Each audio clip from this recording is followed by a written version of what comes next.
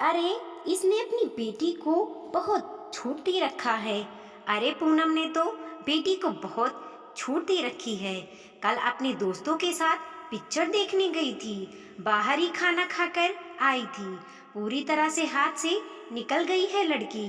वकील क्या बना रही है, अपने पापा को ही कटघरे में खड़ा कर देती है। सही गलत का पाठ पढ़ाती है। अपने पापा के लाड प्यार का गलत फायदा उठाती है। लड़कियों के साथ साथ लड़कों को भी दोस्त बना रखा है। इस लड़की के लक्षण देखकर तो लग रहा है कहीं भागकर शादी ना कर ले। ससुराल में 2 दिन भी नहीं टिक पाएगी। शारदा जी अपनी बेटी काजल से फोन पर अपनी पोती आरोही की शिकायत कर रही थी। पूनम अपनी सास के कमरे में चाय देने गई थी, लेकिन अंदर से आ रही आवाज सुनकर स्तब्ध रह गई। दरवाजे के बाहर ही खड़ी हो गई। जो बातें उसकी सास अपनी बेटी से कह रही थी वह बहुत दिल दुखाने वाली थी। सास शारदा जी अपने धुन में बात की जा रही थी। उन्हें एहसास ही नहीं था कि उनके द्वारा कही जाने वाली बातें पूनम ने सुन ली थी। माँ जी, यह आपकी चाय। और यह किस तरह की भाषा का इस्तेमाल कर रही थी? आप अपनी पोती के लिए क्यों नाम बदनाम कर रही हैं? आप मेरी बच्ची का क्या बिगाड़ा है उसने आपका? आज भी हमारे समाज में लड़की का नाम गलत तरह से उछल जाए तो आने वाली पीढ़ी भी उसे याद रखती है। वह एक ऐसा कलंक बन जाती है जिसे मिटाना मुश्किल होता है। आपकी जानकारी में तो था कि आरोही ने अपने पापा से पूछकर दोस्तों के साथ बाहर जाने का प्रोग्राम बनाया था। फिल्म देखने के बाद बाहर खाना खाने जाने वाली है, इस बात की भी जानकारी उसने हमें दी थी। किन दोस्तों के साथ जा रही है वह भी बताया था। तो फिर समस्या कहाँ है? 21 साल की हो गई है आरोही। परीक्षा खत्म होने पर पार्टी करने में क्या बुराई है? वह भी ऐसी वैसी नहीं, अच्छी फिल्म 83 देखने गई थी। रही बात आरोही की अपने पापा को समझाने की, तो वह सही समझा रही थी। उसके पापा बहुत जल्दी गुस्सा करते हैं, तेज आवाज में अपनी बात रखते हैं। तो बड़ी होती हुई बच्ची उनसे आराम से धीरे से बात करने को कह रही थी। इसमें गलत क्या है? वह सही गलत में फर्क समझाती है, अपना पक्ष रखने की हिम्मत रखती है। तो इसमें गलत क्या है?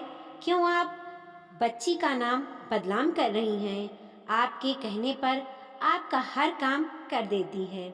चाहे मोबाइल का रिचार्ज करना हो, आपका शुगर लेवल चेक करना हो, चाहे दवाइयाँ मंगवानी हो, बिना ना नुकुर के तुरंत कर देती है हर काम। पूनम ने कहा, अरे वह तो मुझे उसकी फिक्र लगी रहती है ना, इसीलिए कह रही थी। शारदा जी ने जरा धीरे से बोला। शारदा जी को हमेशा घर के चिराग पोते की चाहत थी, पर हो गई घर में पोती। बेटी होने के बाद बहू को दोबारा माँ बनने का सौभाग्य नहीं मिल सका। इसीलिए शारदा जी के दिल के तार बहू और पोती से नहीं जुड़ पाए। अपनी बहू और पोती की कमियां गिनने में, उनकी बुराइयां करने में उनको अजीब सी खुशी मिलती। आप एक की दो लगाकर दीदी से कह रही थी। वह इस बात पर नमक मिर्च लगाकर ना जाने किस किस से कहेंगी। अच्छा, क्या आप पेपर पर लिख कर दे सकती हैं कि आपने आरोही के बारे में जो बातें कही वो बस उसकी भलाई के लिए कह रही थी? पूनम ने कहा, हाँ हाँ, क्यों नहीं। शारदा जी बात की गंभीरता को समझते हुए बोली, क्या आप लिखे हुए पेपर के छोटे छोटे टुकड़े करके सारे मोहल्ले में फेंक सकती हैं? पूनम ने कहा, हाँ हाँ, यह भी कर लूंगी। आखिर तुम कहना क्या चाहती हो? शारदा जी बोली, फिर फेंके हुए छोटे छोटे टुकड़े को आप इकट्ठा कर सकती हैं? पूनम ने पूछा। या क्या कह रही हो बहू? फेंके हुए कागज के टुकड़ों को भला कैसे इकट्ठा किया जा सकता है?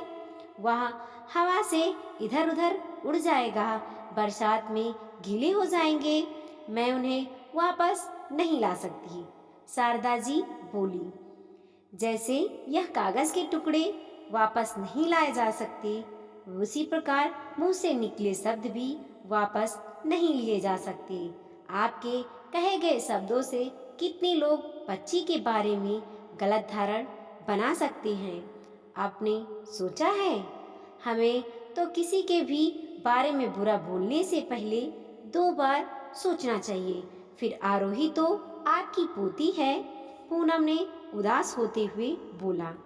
शारदा जी चुपचाप अपनी बहू की कड़वी बातें सुनती रह गईं, क्योंकि वह जान गई थी कि इस बार उनकी बहू के एक एक शब्द में सच्चाई है। दोस्तों, आगे बढ़ाया हुआ कदम तो पीछे लिया जा सकता है, लेकिन मुंह से निकले शब्द कभी वापस नहीं लिए जा सकते। इसीलिए किसी के बारे में अफवाह ना फैलाएं। वीडियो पसंद आया हो तो कमेंट करके ज़रूर बताएं। काश बहू ना सही इंसान ही समझा होता। नंदनी आज विदा होकर अपने ससुराल आई है। छोटे शहर से निकलकर बड़े शहर आ गई। शिव जी की कृपा से अच्छे घरवर को पा लिया था नंदनी ने। गौर वर्ण गुरु से भरपूर नितिन, नंदनी का पति, खुद को भाग्यशाली मान रहा था। अगले दिन मीठा बनाने की रस्म हुई तो नंदनी ने सूजी का हलवा बनाया, जो सभी को बहुत पसंद आया, सिर्फ उसकी सास रत्ना जी के अलावा। रत्ना जी बोली, तुमने चीनी सादा कर दी। नंदनी की संयुक्त फैमिली है, वो बड़ी बहू बनकर आई है तो सारी जिम्मेदारी उसी के सर पर रहती है। रत्ना जी ही आदेश करती हैं, नाश्ता, लंच, डिनर में क्या क्या बनेगा। सारी जिंदगी सिर्फ मुंह ही चलाया है, हाथ नहीं। सुबह से रात के 12 बजे तक नंदनी किचन में ही लगी रहती। उसका हाथ बटाने वाला कोई ना था, ना ही वह अपनी इच्छा से कोई हेल्पर रख सकती थी। एक दिन हिम्मत करके नंदनी अपनी सासू माँ से बोली, मम्मी जी कोई मेड रख दीजिए, थोड़ा मुझे हेल्प मिल जाएगी। इस पर रत्ना जी भड़क उठी। शादी के बाद बहू की ड्यूटी घर संभालना होती है और तुम इससे बचना चाहती हो? सारा दिन मोबाइल ही चलवाओगी या मायके फोन पर बिजी रहोगी? अच्छा यही है, अपनी घर गृहस्थी पर ध्यान दो। नंदनी कुछ भी नहीं बोल पाई। इस घर में उनकी बात काटने की हिम्मत किसी में नहीं थी। एक दिन नितिन ने किचन में कुछ हेल्प करना चाहा तो रत्ना जी ने उसे जोरू का गुलाम की संज्ञा दे दी। शादी के अभी 1 माह ही बीते थे कि नंदनी की शादीशुदा नंद मायके आ गई। जीजाजी और बाकी घर वालों से उनकी खटपट चल रही थी। घर का माहौल उदासीन सा हो रखा था। कमरे को लॉक करके सारी बातें चलती रहती थी। नितिन और नंदनी को उसमें शामिल नहीं किया जाता था। इस घर की बहू होकर भी उसे पराया ही समझा जाता था। उस दिन करवा चौथ का व्रत था। सारा दिन व्रत रहकर नंदनी बहुत अच्छे से तैयार हुई। नितिन अलग अलग पोज में फोटो क्लिक करने लगा। ये सब नंदनी को बिल्कुल भी नहीं सहाया और उसने रत्ना जी के खूब कान भरे। 4 साल बाद देवर की भी शादी हो गई। हर किसी ने नंदनी को टोका, कितनी बीमार सी हो गई हो, खाने को कुछ नहीं मिलता क्या? मौसी सास ने मजाक किया। सच तो यही था, उसके खान पान पर रत्ना जी नजर रखती थी। टोका करती थी कि घर का खर्चा कितना बढ़ गया है। शादी के 6 साल बाद नंदनी के पैर भारी हुए, लेकिन क्या मजाल, कभी सासू माँ ने उसकी खाने पीने की इच्छा जाननी चाहिए हो। नंदनी के 8वें महीना चल रहा है और वो पूरा ध्यान रख रही है, अपना भी और आने वाले बच्चे का भी। एक दिन रत्ना जी ने उसको भारी सा बक्सा उठाने को बोला। नंदनी ने मना कर दिया। इस पर वो भड़क गईं। हम तो ऐसे समय में सारा काम करते थे। कुछ समय बाद नंदनी ने एक प्यारे से बेटे को जन्म दिया। उसकी ननद अभी भी मायके में ही है।